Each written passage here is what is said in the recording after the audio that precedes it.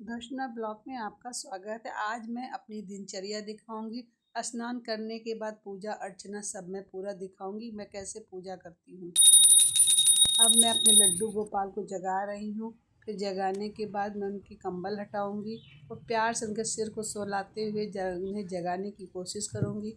फिर जब वो जग जाते हैं तो उन्हें नीचे बैठा देती हूँ और फिर सारा बिस्तर उनका हम जो लगाए रहते हैं गद्दा हटा देते हैं, उनका बिस्तर झाड़ के फिर से लगाते हैं और उनके सारे जो मसलन वगैरह होते हैं उन्हें भी लगा देते हैं। और उधर हम लड्डू गोपाल को बैठाए हुए हैं। अभी उनका गद्दा रजाई डिब्बे में उनके रख कर फिर मैं उन्हें स्नान भी कराऊंगी अभी। अब देखिए हम सूर्य पूजा करके आएंगे तब हम कृष्ण जी को स्नान भी लड्डू गोपाल को कराएंगे। अब मैं सूर्य जल चढ़ा रही हूँ।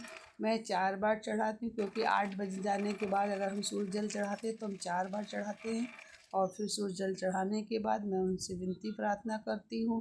विनती प्रार्थना करने के बाद मैं परिक्रमा करती हूँ 3 बार। और यहाँ पे मेरी तुलसी मैया भी लगी, उनका भी चरण स्पर्श करती हूँ। चरण स्पर्श करके फिर मैं अपने मंदिर के लिए आती हूँ। अब मंदिर में देखिए फिर हम लड्डू गोपाल को उठाते हैं अपनी गोद में हाथ में लेकर, फिर उनके सारे कपड़े चेंज करते हैं पुराने वाले और फिर उन्हें गंगा जल से हम स्नान कराते हैं। अच्छा सा स्नान कराते समय मैं कृष्णाय वासुदेवाय हरे परमात्मने पढ़ता कलेश नाशाय गोविंदाय नमो नमः का जाप करते हैं। और उन्हें धीरे धीरे स्नान करा के फिर उन्हें अपने ही कपड़े जो आंचल मेरा होता है हम उससे उनको पोंछते, क्योंकि मेरे लल्ला हैं इसलिए मैं अपने ही कपड़ों से उन्हें शुद्ध कपड़ों से पोंछती हूँ, साफ़ रहता है मेरा। फिर उन्हें मैं अपने वस्त्र पहना देती हूँ, उनके जो वस्त्र उनके होते हैं उन्हें पहना के उन्हें माला गले में पहना कर उनको मुकुट पहना कर बैठा देती हूँ। फिर उनके लिए हम चंदन घिसती हूँ, वो तुलसी का चंदन बनाती हूँ। चंदन तुलसी घिस के उसका चंदन बना के उनके माथे पर लगा देती हूँ, क्योंकि कार्तिक मास में हम पूरे महीने चंदन का तिलक लगाते हैं तुलसी चंदन का। और लगा कर फिर उन्हें मिश्री का भोग तैयार करके रख देते और अर्पण में पानी रख देते अर्पणी में। अब हम फिर आरती की तैयारी करते हैं। उसमें ये मेरा कुबेर निरंजन दिया इसलिए उसमें अक्षत ज़रूर डालना होता है, क्योंकि उसके बिना ये अच्छा नहीं माना जाता। उसमें चावल दाना डालकर तब हम दिया जलाने की तैयारी करते हैं उसके अंदर। फिर ये मेरे भोले बाबा हैं जो मेरे यहाँ विराजमान हैं, इन्हें हम बहुत सालों से पूजा करते आ रहे हैं। ये नर्मदा है, नर्मदा शिवलिंग है और इसको हम धुल के खूब साफ़ सफाई करते हैं। जो कल का रहता है सब चढ़ा हुआ उसे साफ़ करते हैं धुल उल के, फिर से इन्हें हम नए ढंग से साफ़ सुथरा करके फिर मंदिर में बैठाते हैं। फिर इनकी पूजा अर्चना शुरू करेंगे। अब पहले सबसे पहले तो हम भोले बाबा की पूजा करेंगे, फिर कृष्ण जी की करेंगे।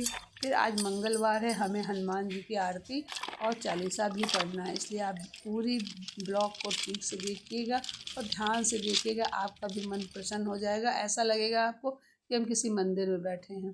देखिए अब हम जल ले आए, सब कुछ साफ़ कर दिया। पहले हम गणेश जी को चढ़ाएंगे, कार्तिक को चढ़ाएंगे, अशोक सुंदरी को, फिर गौरा मैया को, फिर नंदी को, फिर नागवासुकी बाबा को। फिर हम अपने मन में मनोकामना बोलते हुए भोले बाबा को बराबर जल चढ़ाएंगे। जितनी देर हम जल चढ़ाते जाएंगे धीरे धीरे उतनी देर हम अपनी बात को भोले बाबा से कहते जाएंगे।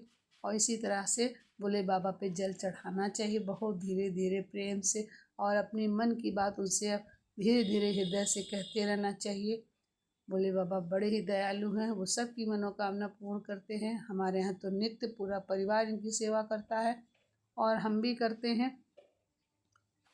और इस तरह से हम रोज़ इनकी सुबह जो चढ़ा हुआ सब होता है उसे हटा देते हैं, फिर हम पूजा करते हैं। और आज इस समय कार्तिक मास चल रहा है, इस पर हम फूल पे शहद लगाकर इनको चढ़ाएंगे, इससे बहुत फल मिलता है। अब हम इनको चंदन लगाएंगे 3 उंगलियों से। फिर देखिए ये उसका फूल है अपराजिता का, उसमें हमने शहद डाला है, शहद लगा कर हमने भोले बाबा के पास रखा है। चावल चढ़ा दिया है, ये जौ है, जौ चढ़ा रही हूँ, ये बहुत ही अच्छा होता है चढ़ाने। ये गोल मिर्च में चढ़ा रही हूँ, ये बहुत ही फायदेमंद होता है प्रभु को चढ़ाने पे। अब हम यहाँ पे कृष्ण जी को भी अपराजिता का फूल चढ़ाएं, लड्डू गोपाल जी को अपने ज़रूर चढ़ाते हैं। ये मेरे देखिए अब हनुमान जी की भी सारी व्यवस्था बनानी है। हमने गुड़ है, चना है और ये इलायची है और ये तुलसी की पत्ती रख देंगे। उन्हें हमने स्नान भी करा दिया है। अब उनका तिल्ली का तेल का दीपक जलाएंगे। और 2 लौंग हम रखते हैं, हर मंगलवार शनिवार को हम उनकी जो आरती परमानेंट जलती है यहाँ पर, उसमें डालते हैं। ये धूप है, धूप भी हमने जला दिया है। अब सब तैयारी हो गई। अब हम भोले बाबा जी की आरती करेंगे। पहले हम भोले बाबा की करेंगे, फिर कृष्ण जी की करेंगे, फिर बाद में हम सारे भगवान की आरती करेंगे। हम कपूर गौरम करते हैं, उसके बाद और भी आरती करके पूजा सब करते हैं। सब पूजा देखिए हो जाने के बाद आरती करते हैं। सब आरती करने के बाद हम जल से अपने आँखों में और हृदय पे लगाते हैं और जाप भी करते हैं और 3 बार ताली बजाना तो ज़रूरी है। अब हम इस तरह से आरती करके अपने लड्डू गोपाल की आरती किया हमने। फिर हमने सारे भगवान को आरती दिखाया और आरती दिखाने के बाद सबको, ये मेरे गजराज भी रखे हुए हैं, उनकी भी आरती करके हम फिर आरती को अपने स्थान पर रख देंगे। अर्पण से उस पर जल चढ़ाएँगे और कपूर ज़रूर डालेंगे। इसको डालने के बाद सारे भगवान को उसकी आरती देंगे। देने के बाद फिर एक बार जल चढ़ा देंगे। अब देखिए छोटी छोटी पूजा जो घरों में नित्य जो हम करते हैं, उसमें बहुत ज़्यादा विधि विधान नहीं कर मिलता है। जितना भी हमारे कहते हैं यथाशक्ति वथा भक्ति, जितना भी हम कर पाते हैं ज़रूर करते हैं। अब हनुमान जी के चरणों पे हम जल चढ़ाते हैं और फिर उन्हें स्नान करा के फिर हम उनके लिए पाठ पढ़ते हैं। और इसी तरह जो भी पूजा थोड़ी हो सही हो, ये नहीं इसमें गलतियाँ त्रुटियाँ ढूंढनी चाहिए। अच्छे हृदय से, स्वच्छ मन से आप जैसे भी पूजा करते हैं सब भगवान स्वीकार करते हैं, ऐसा नहीं है। फिर हम भगवान जी की पूजा चालीसा पढ़ चुके हैं, अब हम उनकी आरती करेंगे। हम हर मंगलवार हर शनिवार करते हैं, इसीलिए आज मंगलवार का दिन था तो हमने भी कहा चलिए आपके साथ भी हम अपनी पूजा को साझा करते हैं और आपको दिखाते हैं कि हम कैसे रोज़ की पूजा करते हैं। अब रोज़ की पूजा में थोड़ा ही बहुत तो हम कर सकते हैं, कपूर डाल दिया है हमने। अब भगवान जी को आरती भी दिखाएंगे हम, फिर हम भी आरती लेंगे। और ये भोग है, भोग लगा दिया हमने चना गुड़ का और तुलसी देकर उनको। अब हम इसे भी पानी से चढ़ाएंगे जल की, और फिर उनके चरण स्पर्श करके फिर हम कृष्ण जी को भी भोग लगाएंगे। अब हमने जो मिश्री रखी थी वो कृष्ण जी को भी चढ़ाएंगे और सभी देवताओं जितने भी भगवान हैं सबको उनको बोल देते हैं कि आप भी भोग लगाइए। फिर पानी से अचवन कर देते हैं कि ताकि पानी भी देना ज़रूरी होता है। उसके बाद फिर हम प्रार्थना करते हैं, हाथ जोड़कर विनती कर लेते हैं।